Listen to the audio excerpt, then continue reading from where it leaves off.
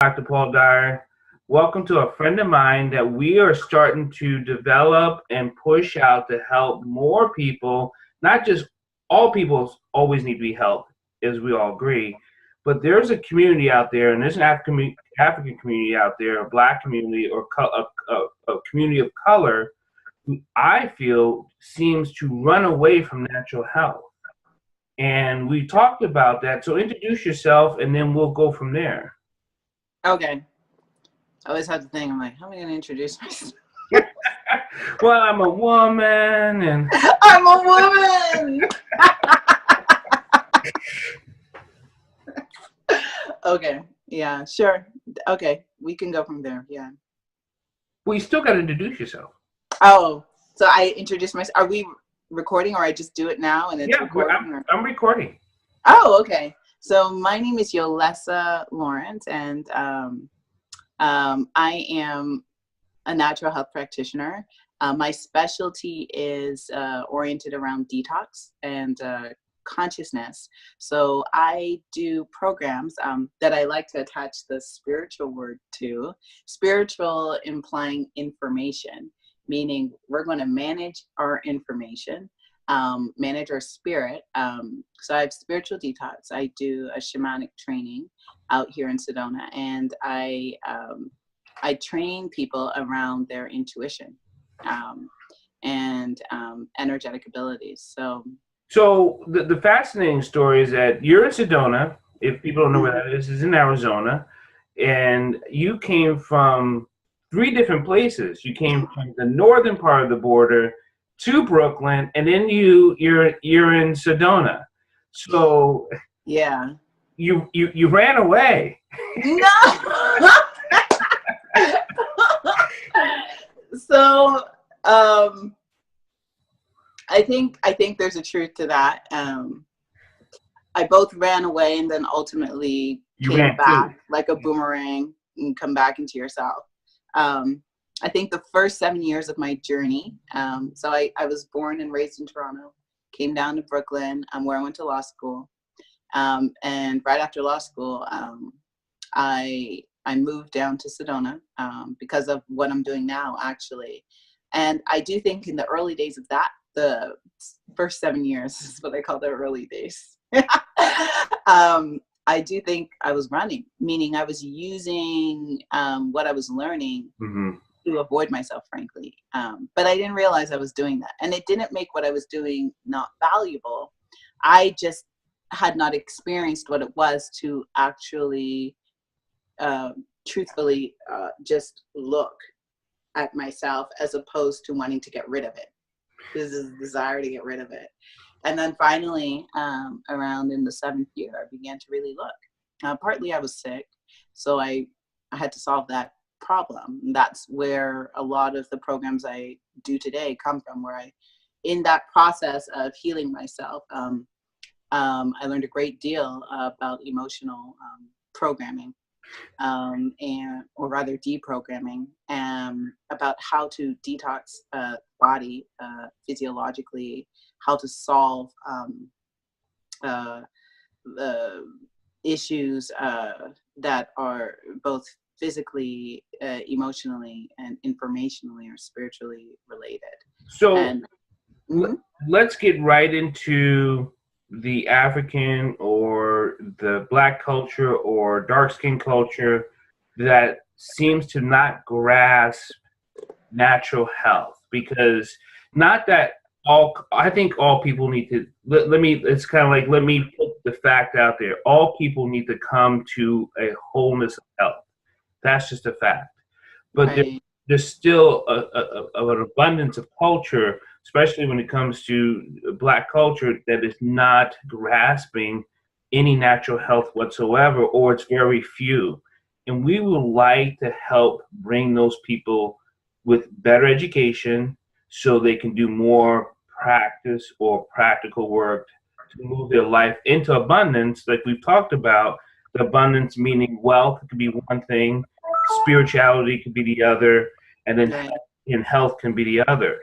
And when we talk about emotional detox, what's some of those little tidbits that would help them get that emotional detox going? Right. Um, so let me see. There's a bunch to chew on in there. So I think, so the truth of the matter is that as I came to do what I'm doing, really, I didn't have any Black people around me. That's the truth. And then I began to wonder why. My sister, fortunately, like, she's a yogi. So perhaps we were just a little different. But I really didn't have that. When I look at it, when I look at my own family, because that's probably my best reference. Yes, me too. Yeah, my own family, what I see is a legacy. My family is Jamaican, and what I honestly saw was, a legacy, a social legacy, from slavery. Frankly, wasn't that long ago. My great grandmother was a slave, and there's a very specific kind of programming that was encompassed inside of that, and I think it's just a lot of generational deprogramming from that. And so what I saw was just a lot of abuse or lack of respect, not really knowing what it is. It's not even on purpose or anyone's Right. one particular person's fault, or it's not. It's just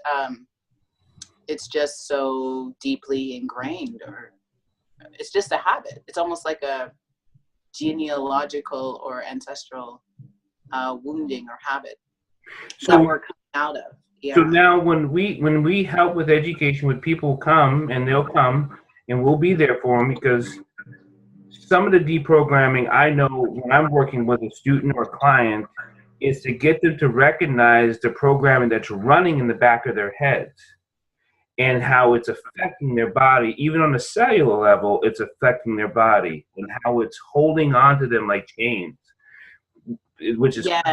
Yes, I can talk about that. So the thing I would say is that most people have an idea of who they are. Mm-hmm. They're like, I'm this person, and then not realizing that 95% of their mind is really unconscious. There's another person working in the basement in the dark, and that person is actually 95%, and the person who they think they are consciously is 5%, which means that most of the time who we think we are has nothing to do with who we actually are, and that gap is what creates all the problem for us.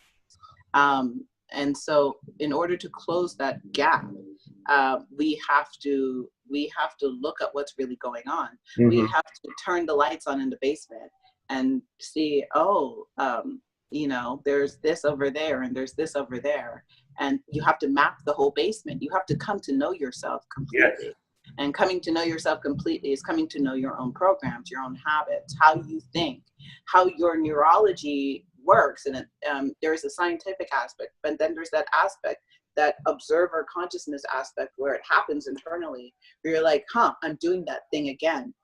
Before it even becomes a thing, you can see the track that your brain is going in, because that is your habit, but it's not you. So how can people get a hold of you? And we'll do this again, and we'll keep inviting people in to join us so they can ask us questions, and that's going to be a great asset. But how can people get a hold of you to say, hey, Yolessa, I got a question? What can they do? Yes, if you want to get a hold of me, you can just call me or email me. So the best way to get a hold of me is contact, CONTACT, at Sedona, SEDONA, healingarts.com. That's the email address. I check it every single day. Or you can just give me a call. I'm putting it out there. Give me a call. Yeah, 928-274-0429.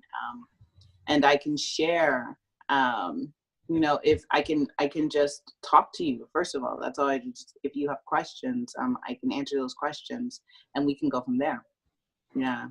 Thank you, Yolessa. We'll do this again, and it's been a blessing. I know you got to get going for a class and stuff, so that's awesome. And we'll put it out there, and then we'll keep reaching out to those people who are maybe not even know they're sick, they don't even know that they're suffering, But if they start the practice, I always say start the practice. Yeah. And no matter if you think you're healthy or you're not healthy, you start to practice, the basement light gets turned on and we can all clean the whole house.